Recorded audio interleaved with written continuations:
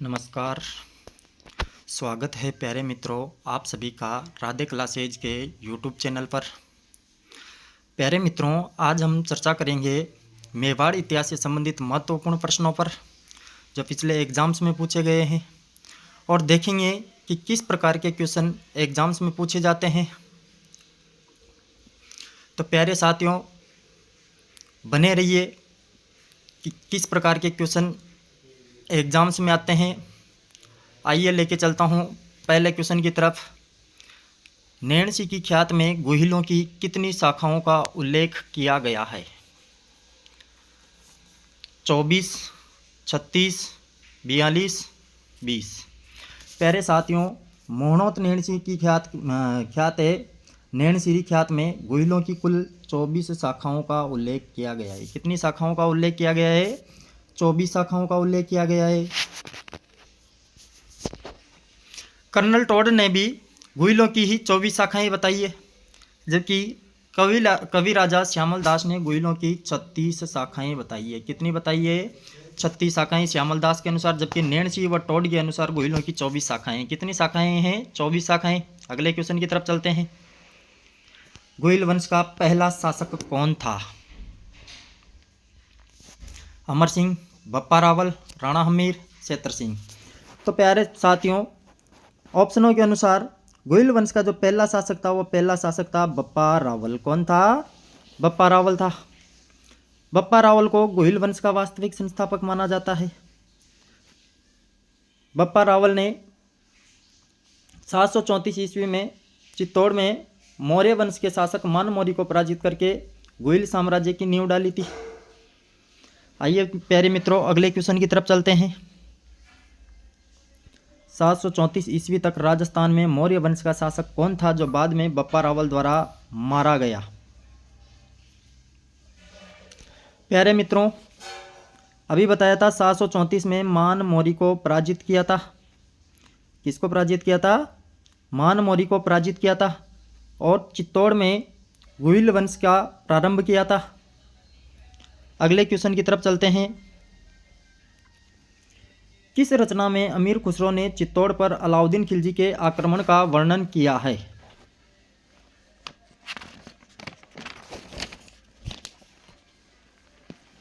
खजाइन उल फुतवा, नूर ए सिपेहर, तुगलकनामा, मिफ्ता उल फुतवा। तो प्यारे साथियों, इसका जो राइट आंसर हो जाएगा वो राइट आंसर हो जाएगा खजाइन उल फुतवा। अमीर खुसरो की रचना है। इसके अंदर अमीर खुसरो ने अलाउद्दीन खिलजी की चित्तौड़ पर आक्रमण का सजीव वर्णन किया है। तो राइट आंसर क्या हो जाएगा? खजाइन उल फतवा। अगले क्वेश्चन की तरफ चलते हैं। विषम घाटी पंचानन की संज्ञा मेवाड़ के किस शासक को दी गई? राणा हमीर, राणा लाखा, राणा कुंभा, राणा उदय सिंह। तो विषम घाटी पंचानन कहा जाता है राणा हमीर को। किसे कहा जाता है? राणा हमीर को। विषम घाटी पंचानन का अर्थ होता है विषम परिस्थितियों में भी एक समान रहने वाला। इन्हें मेवाड़ का उद्धारक भी कहा जाता है। सिसोदिया वंश का वास्तविक संस्थापक भी राणा हमीर को माना जाता है। प्यारे मित्रों, चलते हैं अगले क्वेश्चन की तरफ। मेवाड़ का मुक्तिदाता किसे कहा जाता है?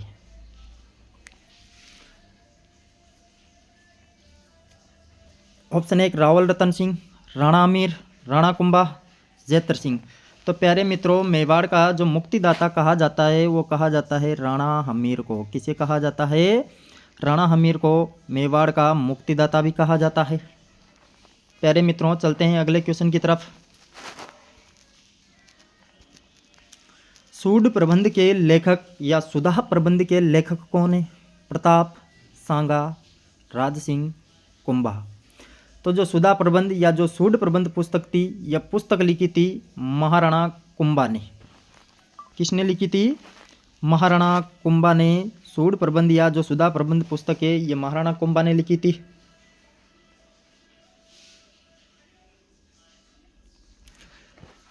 तो राइट आंसर हो जाएगा कुंभा।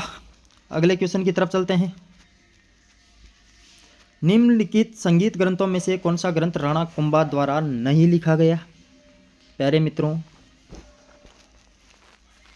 संगीत राज, संगीत मीमांसा और सुधा प्रबंध, इनमें से, और कलानिधि, 4 ऑप्शन है। चारों में से महाराणा कुंभा द्वारा लिखित जो ग्रंथ है, संगीत राज महाराणा कुंभा ने लिखा था, संगीत मीमांसा भी महाराणा कुंभा ने लिखा था, सुधा प्रबंध भी महाराणा कुंभा ने लिखा था। ऑप्शन नंबर जो 4 है कलानिधि, यह महाराणा कुंभा ने नहीं लिखा था। किसने नहीं लिखा था? महाराणा कुंभा ने नहीं लिखा था।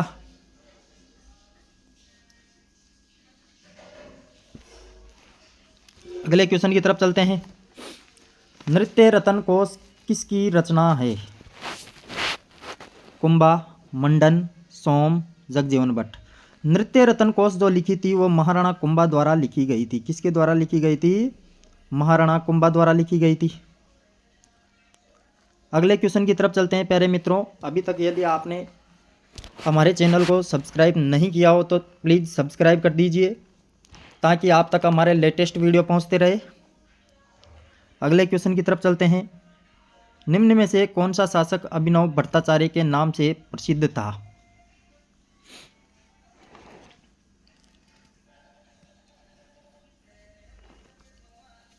कुंभा, सांगा, भारमल, जयसिंह। तो प्यारे मित्रों, अभिनव भट्टाचार्य के नाम से जाना जाता था महाराणा कुंभा को। किसको जाना जाता था? महाराणा कुंभा को अभिनव भट्टाचार्य के नाम से भी जाना जाता था। अगले क्वेश्चन की तरफ चलते हैं। जैन विद्वान जो महाराणा कुंभा के दरबार में थे, वो जैन विद्वान कौन कौन से? मुनि जिनसेन सूरी, मुनि जिन विजय सूरी, मुनि उद्योतन सूरी और हेमचंद्र सूरी। महाराणा कुंभा के जो दरबार था, दरबार के अंदर जो जैन विद्वान थे, उन जैन विद्वानों में था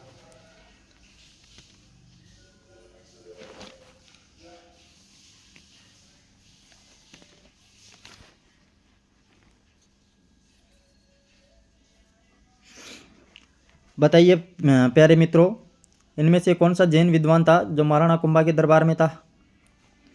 मुनि उद्योतन सूरी। कौन से थे? मुनि उद्योतन सूरी, मुनि जिनसेन सूरी महाराणा कुंभा के दरबार में रहा करते थे। किसके दरबार में रहा करते थे? महाराणा कुंभा के दरबार में, मुनि जिनसेन सूरी। अगले क्वेश्चन की तरफ चलते हैं। कुशाल माता का भव्य मंदिर जिसका निर्माण महाराणा कुंभा ने करवाया था स्थित है? कुशाल माता, उदयपुर, कुंभलगढ़, वदनौर, ओसियां। तो प्यारे मित्रों, कुशाल माता का जो मंदिर है, इस कुशाल माता का मंदिर का निर्माण महाराणा कुंभा ने बदनौर में करवाया था। कहाँ पे करवाया था? बदनौर में करवाया था। बदनौर विजय के उपलक्ष्य में बदनौर के अंदर कुशाल माता का मंदिर का निर्माण करवाया था महाराणा कुंभा द्वारा। अगले क्वेश्चन की तरफ चलते हैं। चित्तौड़गढ़ स्थित विजय स्तंभ पर पहले स्मारक डाक टिकट कब जारी किया गया? विजय स्तंभ पर पहला जो डाक टिकट है वो डाक टिकट कब जारी किया गया था?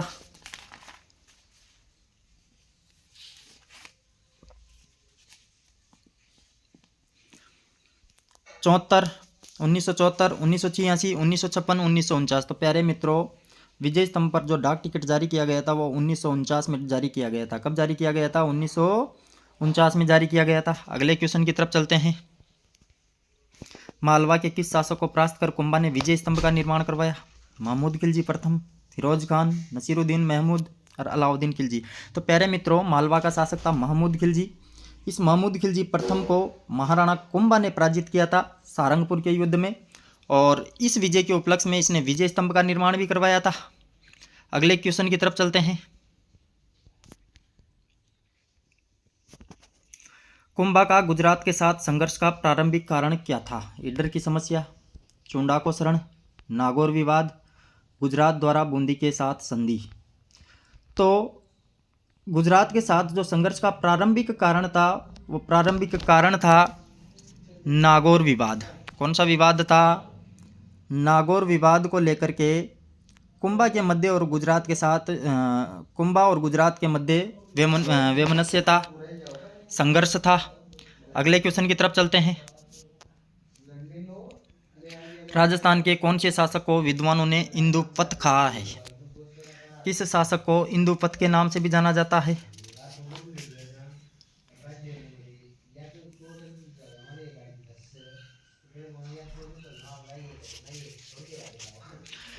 कुंभा, सांगा, नागभट्ट, द्वितीय प्रताप। तो प्यारे मित्रों, इसका जो राइट आंसर है वो राइट आंसर हो जाएगा महाराणा सांगा को इंदुपथ शासक के नाम से भी जाना जाता है।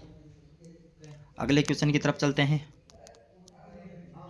खातौली के युद्ध में महाराणा सांगा ने किस सुल्तान को पराजित किया? बाबर, इब्राहिम लोदी, महमूद खिलजी, बहलोल लोदी। तो प्यारे मित्रों, खातौली का जो युद्ध हुआ था, इस युद्ध में महाराणा सांगा ने इब्राहिम लोदी को पराजित किया था। किसको पराजित किया था? इब्राहिम लोदी को पराजित किया था। प्यारे मित्रों, चलते हैं अगले क्वेश्चन की तरफ। खातौली का जो युद्ध था वो 1517 ईस्वी में लड़ा गया था। फिर इसके बाद बाड़ी का युद्ध 1518 में। फिर इसके बाद में बयाना का युद्ध देखते हैं। फिर इसके बाद में खानवा का युद्ध देखते हैं। 1519 ईस्वी में गागरोन का युद्ध भी लड़ा गया था। अगला क्वेश्चन चलते हैं। महाराणा सांगा ने जिन अफगानों को शरण दी वो शरण थी किस किस को? इब्राहिम लोदी, शेर शाह, निजाम खां, आलम खां, महमूद लोदी, हसन खां और शरीफ और इस काका। तो प्यारे मित्रों, महाराणा सांगा ने जिन अफगानों को शरण दी थी वो थे एक तो महमूद लोदी और दूसरा था हसन खां। तो राइट आंसर हो जाएगा ऑप्शन नंबर 3। अगले क्वेश्चन की तरफ चलते हैं। खानवा के युद्ध में बीकानेर के किस शासक ने राणा सांगा की ओर से भाग लिया? राव बिकार, राव कल्याणमल, महाराजा राय सिंह और राव लूणकरण। तो प्यारे मित्रों, खानवा के युद्ध में जो बीकानेर का शासक था राव कल्याणमल, ये राव कल्याणमल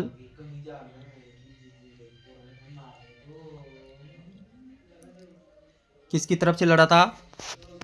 सांगा की तरफ से लड़ा था। अगले क्वेश्चन की तरफ चलते हैं प्यारे मित्रों। सांगा की मृत्यु कब हुई?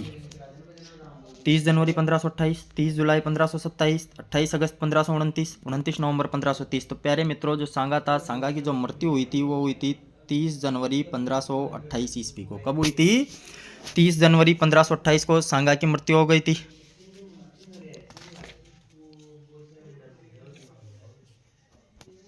अगले क्वेश्चन की तरफ चलते हैं। गुजरात के सुल्तान बहादुर शाह ने चित्तौड़गढ़ किले पर किस वर्ष हमला किया था? 1533, 1532, 1536, 1568। तो प्यारे मित्रों, गुजरात का शासक था बहादुर शाह। इस बहादुर शाह ने सन 1533 ईस्वी में चित्तौड़ पर हमला किया था। यह इसका प्रथम आक्रमण था। इस आक्रमण के समय कर्मावती ने जो बहादुर शाह था, बहादुर शाह को रणथंभौर दुर्ग सुपुर्द कर दिया था। फिर वापस से 1534 ईस्वी में दोबारा आक्रमण करता है और इस आक्रमण के समय जो चित्तौड़गढ़ दुर्ग था, इस चित्तौड़गढ़ दुर्ग के अंदर द्वितीय शाखा हुआ था सन 1535 ईस्वी के अंदर। तो प्यारे मित्रों, इसका राइट आंसर हो जाएगा 1533 ईस्वी। अगले क्वेश्चन की तरफ चलते हैं। चित्तौड़ के द्वितीय शाखा में किस रानी ने जौहर किया था? अभी हमने चर्चा की थी। महारानी कर्मावती, हाड़ी रानी कर्मावती के नाम से भी जाना जाता है, जो महाराणा सांगा की पत्नी थी। इसके नेतृत्व में चित्तौड़ के अंदर जो द्वितीय शाखा हुआ था 1535 में, वो कर्मावती के नेतृत्व में किया गया था। और जो जौहर किया गया था वो कोठारिया का रावत तथा जोध सिंह के नेतृत्व में किया गया था। अगले क्वेश्चन की तरफ चलते हैं। अकबर ने चित्तौड़गढ़ के दुर्ग पर अधिकार कब किया?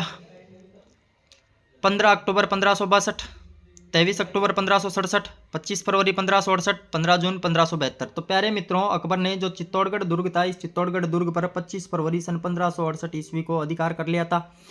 इस दिन यहाँ पर चित्तौड़गढ़ का तृतीय शाखा संपन्न हुआ था। जो चित्तौड़गढ़ का तृतीय शाखा है, यहाँ पर जो जौहर किया गया था वो जौहर किया गया था पत्ता की पत्नी फूल कंवर के नेतृत्व में, जबकि केसरिया जो किया गया था वो जयमल और पत्ता के नेतृत्व में किया गया था। अगले क्वेश्चन की तरफ चलते हैं प्यारे मित्रों। महाराणा प्रताप का सर्वप्रथम राज्याभिषेक कहाँ हुआ?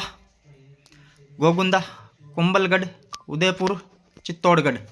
तो प्यारे मित्रों, महाराणा प्रताप का जो सर्वप्रथम राज्याभिषेक हुआ था जब महाराणा उदय सिंह की मृत्यु हुई थी उस समय वो गोगुंदा में थे।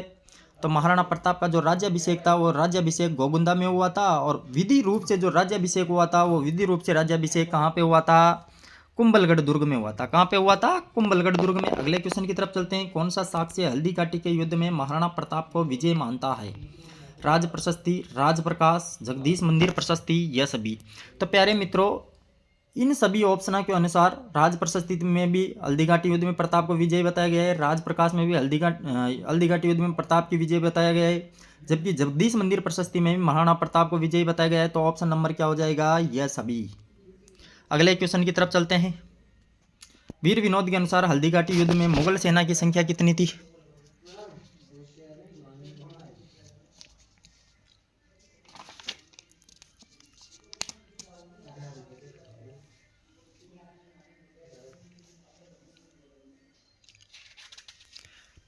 वीर विनोद के अनुसार ग्रंथ था वीर विनोद श्यामल दास द्वारा लिखा गया था। हल्दी घाटी में मुगल सेना की जो संख्या थी, ये संख्या 80,000 बताई गई है। कितनी बताई गई है प्यारे मित्रों? 80,000 बताई गई है। अगले क्वेश्चन की तरफ चलते हैं।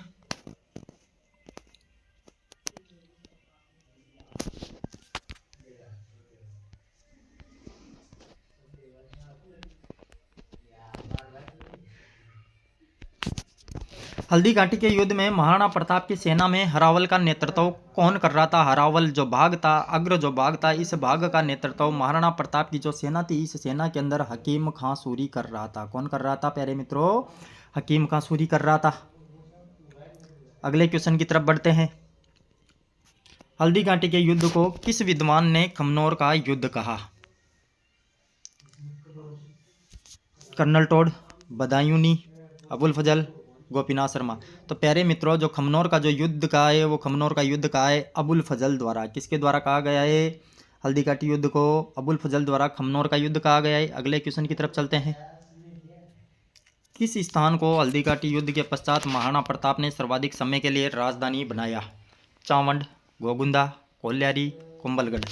तो प्यारे मित्रों, सर्वाधिक समय तक जो मेवाड़ की राजधानी रही थी वो रही थी चावंड। कौन सी रही थी? चावंड को सर्वाधिक समय तक मेवाड़ की राजधानी बनाया था। Option number 1। अगले क्वेश्चन की तरफ चलते हैं प्यारे मित्रों। महाराणा प्रताप के विरुद्ध अंतिम मुगल आक्रमण का नेतृत्व किसने किया था?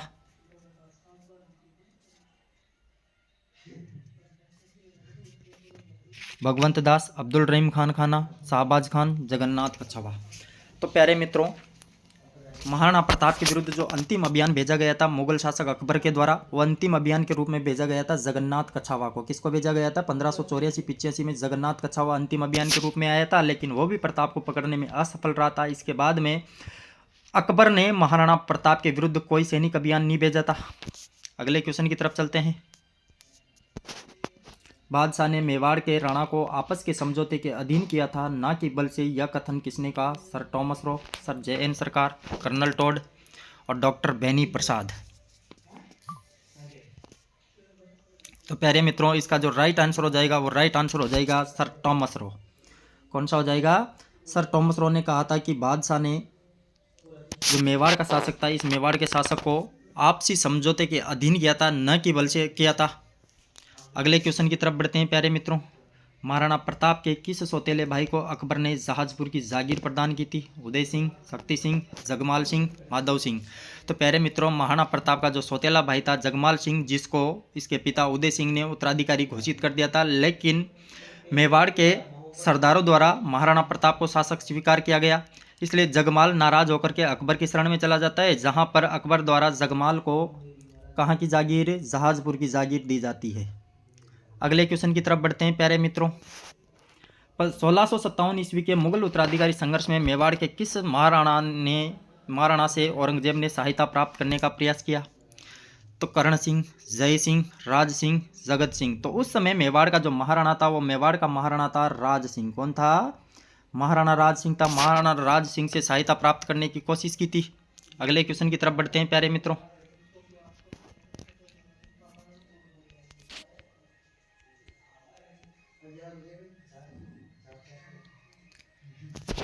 तो प्यारे मित्रों, आज की इस सीरीज में हमने मेवाड़ इतिहास से संबंधित कई महत्वपूर्ण प्रश्नों पर चर्चा की जो पिछले एग्जाम्स में पूछे गए हैं।